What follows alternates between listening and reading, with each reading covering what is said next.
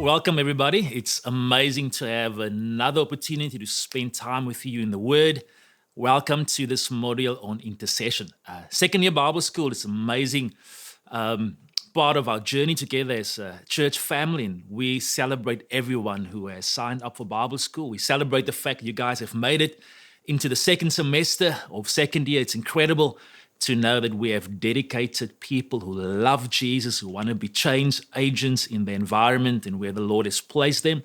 So we just want to commend you guys for your faithfulness to God's word and want to encourage you to continue to just dig into the word, continue to try and make everything that you receive from Bible school, try and make it practical in your life. Try and teach someone else, even if it is just one portion of scripture. Try and apply it to your life, because that's the best way in which we learn, is also to be teaching other people. As you know by now, second year Bible school deals predominantly with leadership. We're looking at what is biblical leadership and why did God call us to be leaders. And we know that each one of us has a calling to be a godly leader. That's why God has placed us here on this earth. We've got His Spirit inside of us. We've got the Holy Spirit, who really is the source of all life, that lives inside of us. And therefore, wherever God has placed us, He places us there, not just as spectators or maybe even as a victim of circumstance, but as someone that can have a positive influence on our environment and on the people around us. And so what we want to do in this module is we're going to spend 3 sessions where we're going to look at prayer. Now, we've touched on prayer in first year already, where we mostly spoke about prayer within the context of petitionary prayer. So please remember, we use a lot of names, okay? We talk about petitionary prayer and prayer of thanksgiving and intercessory prayer and prayers of declaration and all of those terms that we use, and they help us to get handles on what we're busy with. They help us to understand the heart and the purpose behind the prayers a little bit better. But don't get hung up on the terms, all right? We just want you to catch the heart behind it. Prayer is oxygen for the Christian's spirit, all right? Without prayer, we die. We can't survive without prayer. Prayer is our lifeline. And in first year, we looked at the power of petitionary prayer, being able to call upon God for intervention, for healing, and for deliverance. But in this module, for the next 3 sessions, we want to look at another aspect of prayer called intercessory prayer. And it is something that I'm very passionate about. It is something that has changed my life and is still changing my life. And as a team, we're busy interceding for you guys. We're busy interceding for those of you that are busy doing Bible school. And even those of you 5 years after this recording has been made, that God will impact and God will change your life through this. So as we dig into these next 3 sessions, let me just pray for us. Father, thank you so much, Lord, that we can today, this evening, or this afternoon, whenever, Lord, those who will be watching this or listening to this will be engaging with you, that we can celebrate you, celebrate the fact that you are omnipotent, omniscient, omnipotent, Lord God, and you are in control of our lives as we continue to surrender to you. I want to pray, Lord, that these next few minutes that we spend together will go beyond just nice thoughts and nice ideas, but that you will come and impact our hearts, change our hearts, Lord. Flood your love and your light into us and through us, God. We thank you that you are a good God who gives good gifts, and that today, Lord God, we can open up our understanding for further illumination by your Holy Spirit and by your word. In Jesus' name, amen. Amen. All right. So when we talk about leadership, we talk about the fact that each one of us, it doesn't matter whether we have the title, it doesn't matter whether we are CEO or whether we just someone, well, not just someone, I wanted to say just a home executive. You're not just a home executive, all right? You are the person that really probably has one of the greatest influences in the entire world, because you have the opportunity to shape and mold people under your care. And it doesn't matter whether you have your influence within a home, whether you have your influence within a school, or maybe within the marketplace, overseeing a whole range of companies.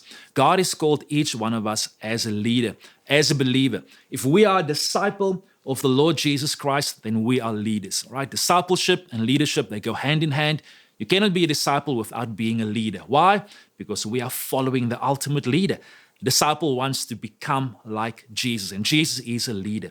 So all of us are on this journey of discipleship, and all of us are on this journey of leadership as well.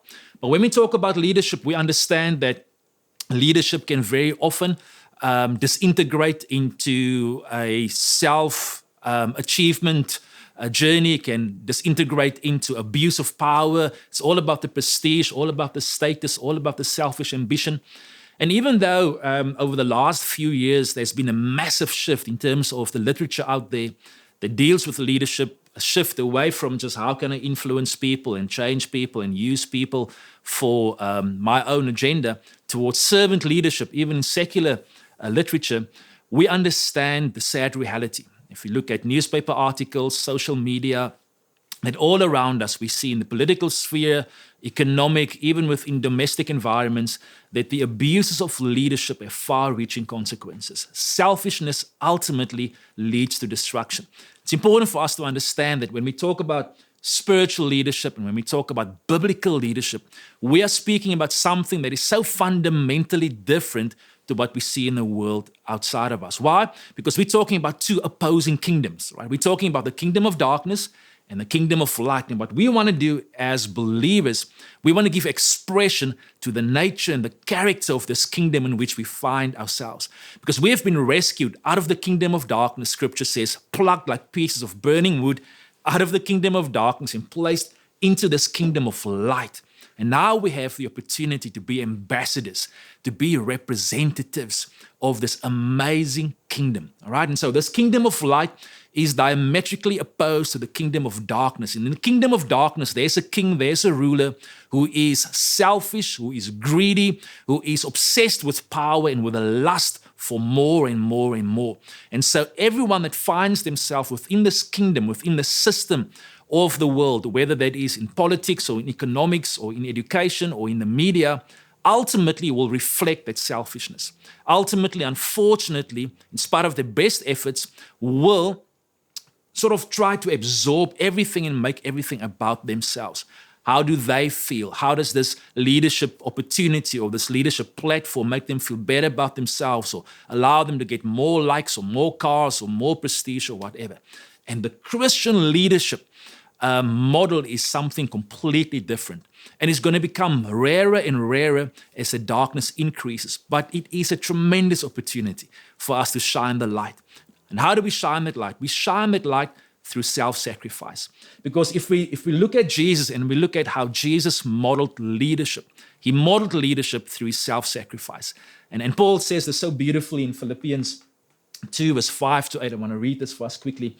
When he speaks about Jesus and he says, Christ Jesus, who, though he was in the form of God, did not count equality with God something to be grasped, in other words, something to be held onto, but emptied himself by taking the form of a servant, being born in the likeness of men, and being found in human form, he humbled himself by becoming obedient to the point of death, even death on a cross. And so this is our example that Jesus, our leader, our ultimate example, emptied himself, didn't hold on to his comfort zone, so to speak, in heaven, didn't hold on to his prestige that he had as God, but he emptied himself, put himself into an uncomfortable situation and took upon himself our pain, our heartache, our sinfulness, all the gunk and the mess and the shame of our sin and our brokenness. All of that stuff he took upon himself and didn't have to do that, but he put himself and he pushed himself outside of his comfort zone.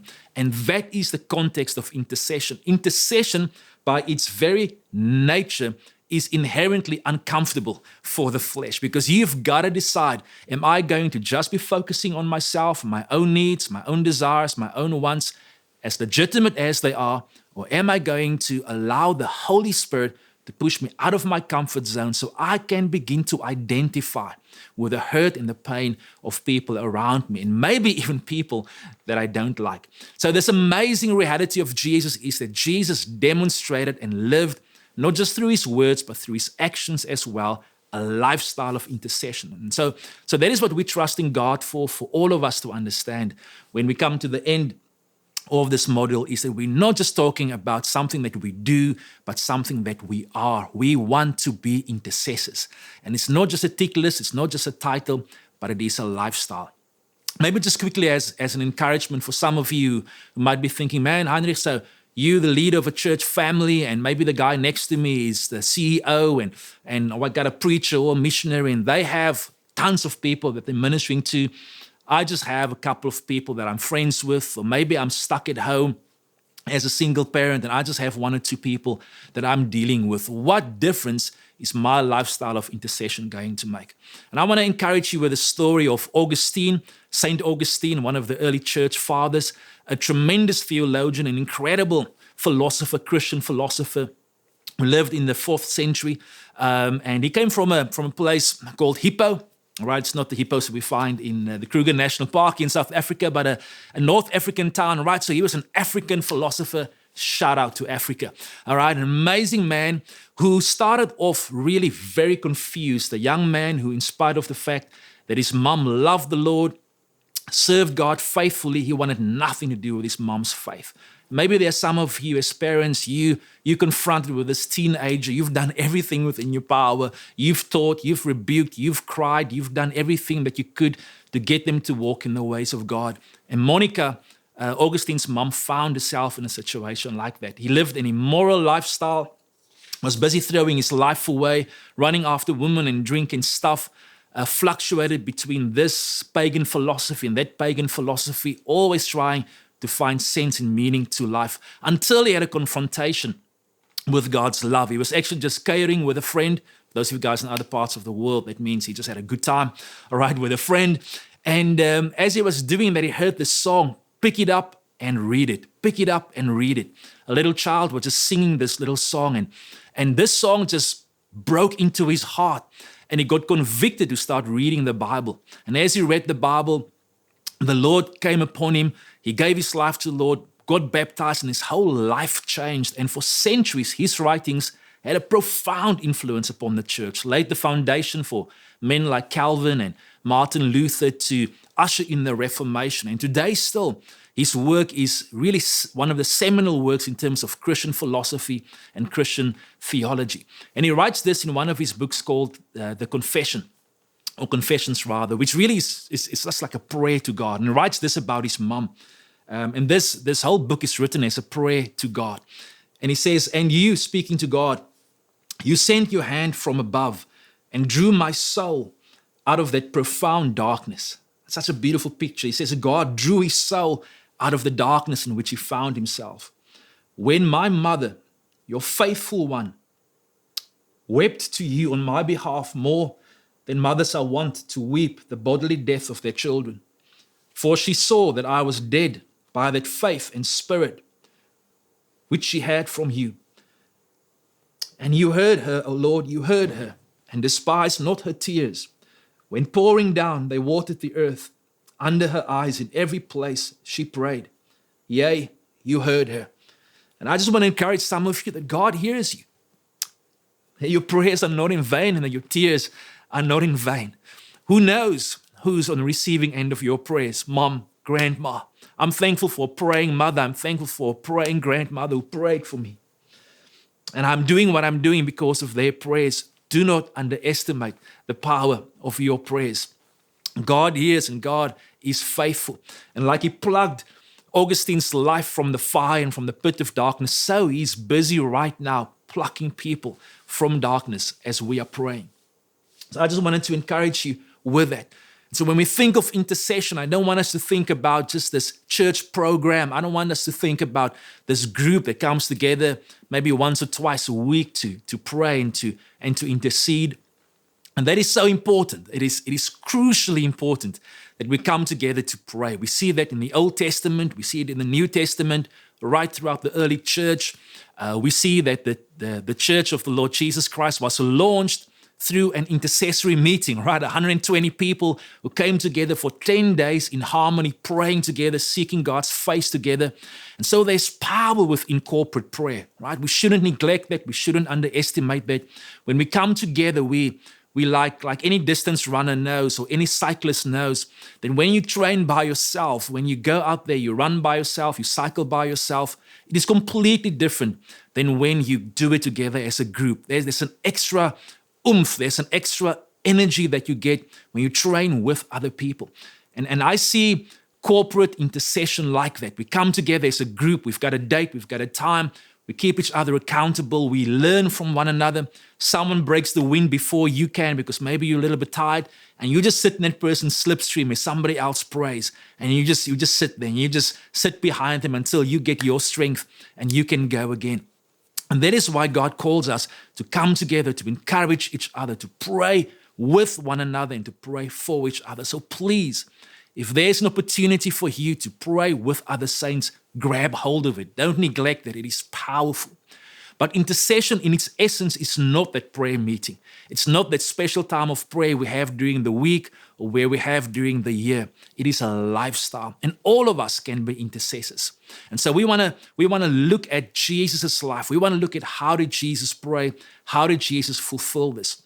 Because what we have to understand is that sometimes when we talk about intercession, all of us, as you listen to me, all of us have a certain perception of what it means to be an intercessor. Maybe we're thinking about this person being able to pray for hours on end, or somebody shouting loudly, or someone that's fasting for 40 days, or whatever the case might be. We have all of these perceptions.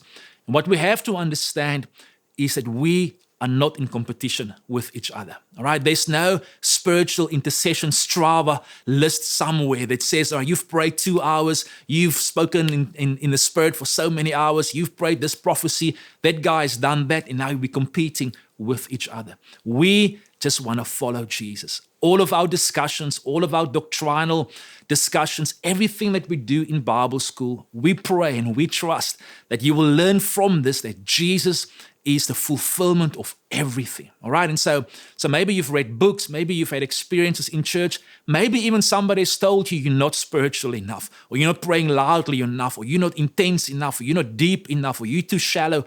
Forget about all of that stuff. All right. We just want to look at what Jesus is saying to us.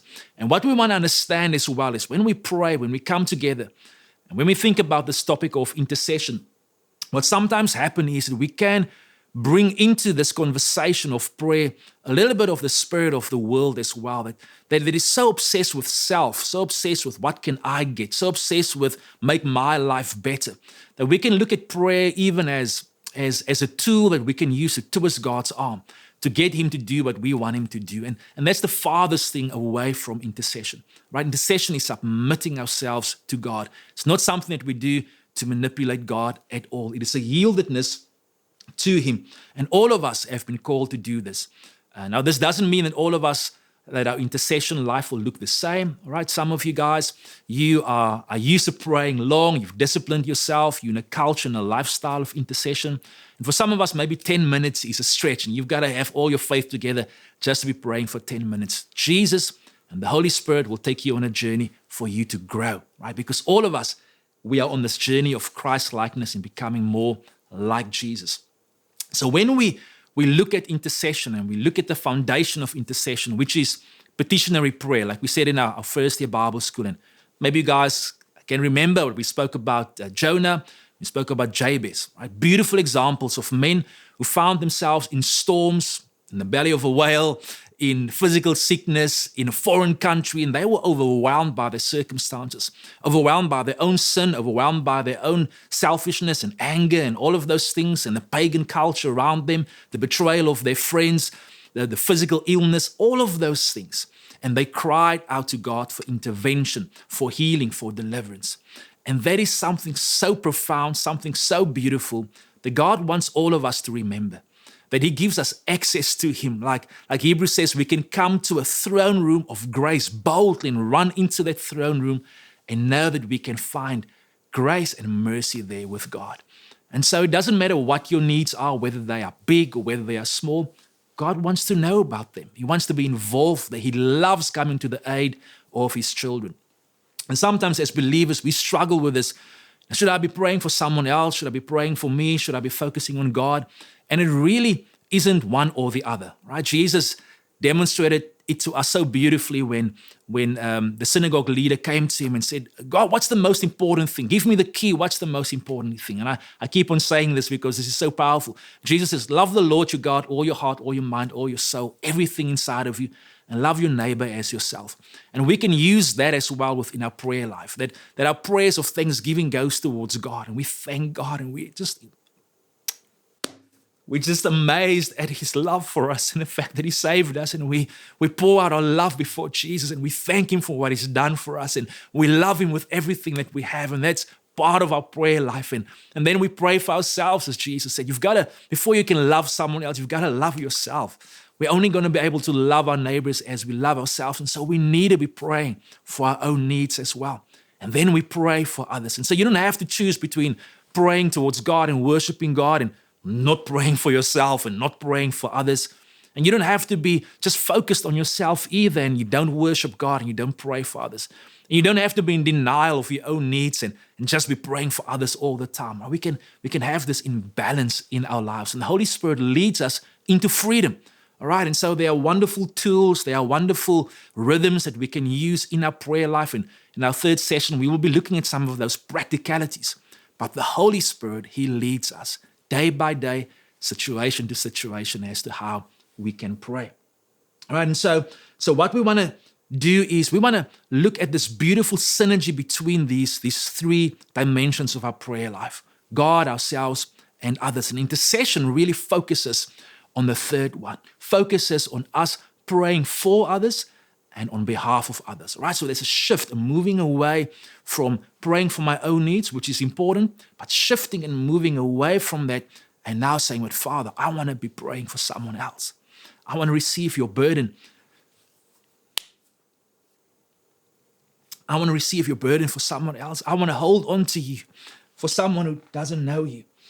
And John 3 verse 16, it's so, I think one can say coincidental. The Bible wasn't written with chapters and verses that came much later. But there's this beautiful correlation between John 3:16 and 1 John 3:16, right? I just find it's incredible. So John 3:16 says that God so loved the world that he gave his only begotten Son, that whosoever believes in him shall not perish but have everlasting life, right? And so if you want to know what love is, that it's not about even how the pastor lives. It's not about how Christians live and what they've done towards you. It's not about the movie says. It's this blazing, eternal declaration of God's love. I loved you so much. If you were the only person on the face of the planet, I love you so much that I gave my life for you. All right, that's what John 3:16 says. And then 1 John 3:16 says that by this we know love, that he laid down his life for us. Then he goes one step further, as we ought to lay down our lives for our brothers. Right? And so he says that love, man, love always finds expression. All right? It's impossible for us to talk about love and not have it want to come out of every pore of our beings. And it will find expression, even as true faith always finds expression. It's impossible to have faith and not have works. It's impossible to have love and not want to give. And so he says that if we look at God and how much he loved us, and he says, hey guys, that's our standard. How he loved us, that's the way we should love each other. And so intercession, when we start talking about intercession, we begin to just tap into that a little bit. We begin to just get a small glimpse of what it means to live lives of self-sacrificial lifestyles. And so there's more than just prayer attached to it, but it starts with prayer. It starts with me saying, God, I don't know how I'm going to reach this person. I don't know how I'm going to tell them of your love. I don't know whether they can change, but what I do know is what you've done for me, you can do for them. And I ask you that you will help me to pray for them. And so intercession really is this growing in self-sacrifice, growing in our capacity to lay our lives down for others. And that's where we start. That's where we start as leaders. That's where we start as intercessors. That's where we start as disciples. And so when we frame this discussion of intercession within the context of leadership, what we have to understand is that the only true measurement for Christian leadership, it's not the size of your budget, it's not the size of your congregation, it's not the size of the NGO that you're running. It is, are you living self-sacrificially? motivated by love. And 1 Corinthians 13 speaks about this, says that everything will pass away, all our gifts, all the stuff that we do, that we have obtained, it will pass away, and only those things done and motivated by love will remain. And when we pray in secret, when there's no applause, there's no one there that sees, there's no one that gives you a high five, there's no one that sees what happens between you and God in secret, when we shift a little bit away from our own needs, our desires, our wants, our struggles. And by the way, God knows all these things about us. He knows it. But He wants us to open those things up and invite Him into those areas of our lives. But when we for a moment shift our attention away from maybe desperate situations in which we find ourselves, you know what intercession becomes? Intercession becomes a declaration of trust. It's God, I trust you that you know my needs. I trust you that you know what's going on in my life. And as I'm doing this, this is a shout out. This is a declaration of my dependency upon you. That I'm not going to be obsessed with my own stuff. I'm going to put that in your hands. I'm going to shift and I'm going to pray for someone as if their pain and their suffering is my pain and my suffering. And as we enter into that, we enter into partnership with God, the Holy Spirit, and amazing things can happen in that place. Jesus prays this incredible prayer in John 17. It's called the high priestly prayer. It's probably one of the most significant prayers in all of Scripture prayed by Jesus. And I want to encourage you to go and read that prayer.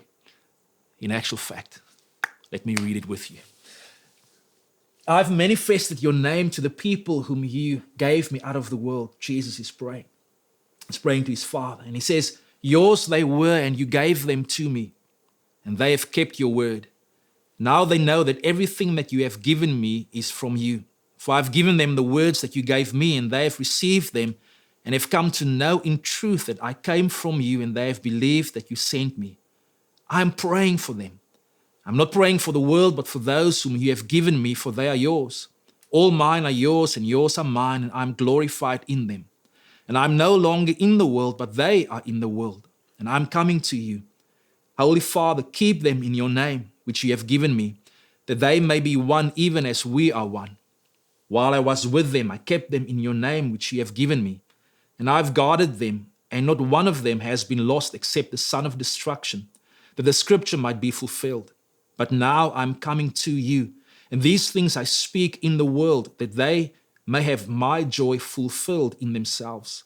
I've given them your word, and the world has hated them because they are not of the world, just as I am not of the world.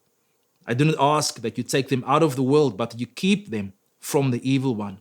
They are not of the world, just as I am not of the world. Sanctify them in the truth, and your word is truth. As you sent me into the world, so I have sent them into the world. And for their sake I consecrate myself, that they also may be sanctified in truth. I do not ask for these only, but also for those who will believe in me through their word, that they may all be one, just as you, Father, are in me and I in you, that they also may be in us, so that the world may believe that you have sent me.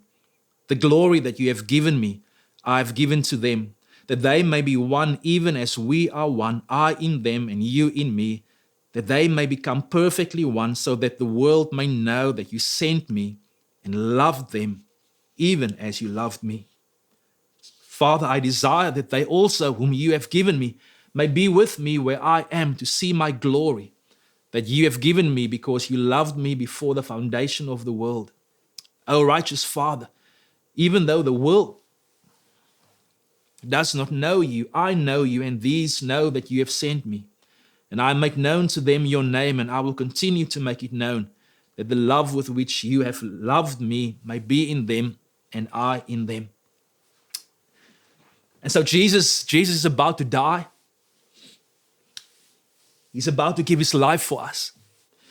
And John chapter 17 is this amazing chapter, and it follows obviously on John 15 and 16, as all 17s do. And in the previous chapter, Jesus is preparing his disciples for his death, and one of his last acts is that he does for them what they were refusing and unwilling to do for one another. He takes the form of the lowliest of servants, there was a whole range of servants that were doing different things in ancient households. And the servant washing the feet was the lowliest. He was the most despised of them all. And the disciples are there and Jesus is about to die and they don't get it, right? They're still in their hearts thinking, who's the greatest and who's going to do this and who's going to do that? And Jesus takes the form of a servant and he takes the towel and he washes their feet and he washes the dirt and all the stuff off their feet. And he demonstrates to them, this is how I want you to live towards each other. This is my heart and my desire for you. And this is how you will live. And then he goes to the loneliest place of all. He's going to die. He's going to be separated from his Father. He's going to lose his connection with his Father for us. And before he fulfills his Father's will, before he does what the Father has called him to do, he prays because he knows he's going to need his Father's help. And he prays. And he says, Father, I commit them into your hands.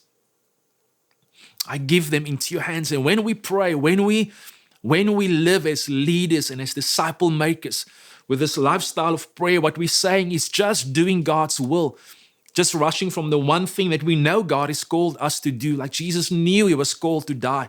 He knew he was called to lay his life down. He knew that was his purpose. But even knowing that didn't prevent him from pausing and slowing down and saying, Father, I commit them into your hands. And I pray for them and I pray that they will know that you love them as much as you love me.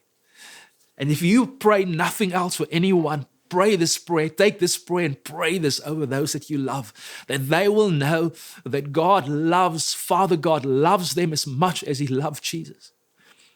And it's the most incredible thought ever. And that is our motivation. We want people to know that. We want people to know that the sacrifice of Jesus was not in vain. And so the Bible says that Jesus, as our high priest, he lives to make intercession for us. Hebrews speak about it. I think it's Hebrews 7:25 says that he's able to save to the uttermost all of us because he lives to make intercession for the saints. He didn't just pray for us once. He's right now praying for us, and he's praying this prayer still that we would know the depth of his love. And so what God has called us to do, and this is like a mystery beyond anything that I think any of us often realize, that he calls us as priests. And Revelation speaks about the fact that we are now called a kingdom of priests. All right, God called us and maybe you're not wearing the collar, you don't have the priestly robe, you don't have the title of pastor or priest or whatever the minister in your church is called, but you are a priest called by God. Let me read those verses for you. 1 Peter 2 verse 9 says, but you are a chosen race, right? You've been chosen by God, a royal priesthood, a holy nation, a people for his own possession. Revelation 5:10 says, and you have made them a kingdom and priests to our God, and they shall reign on the earth. And there's so much more to this whole aspect of being priests to God, but one of them is that we bring the needs of the people before God, and we bring God's provision and God's love to the people. And so as intercessors, I want to urge you to make a shift and think of yourself differently. You are a priest, right? You're not the high priest. I'm not the high priest. There's only one high priest, right? So that means that only one sacrifice. We can't sacrifice on behalf of others. Jesus made that sacrifice where he presented himself as a perfect sacrifice for sin. But what we can do is we can pray for others, and we can speak life over them, and we can ask God to save them and intervene in their lives. And so maybe if you are with other people around you, give them a nudge and say, how are you doing, priest? Good seeing you, right? You have been called to be a priest. And God calls all of us to minister and to love as disciple makers and as leaders. But the only way we can do that is if we are connected to his heart.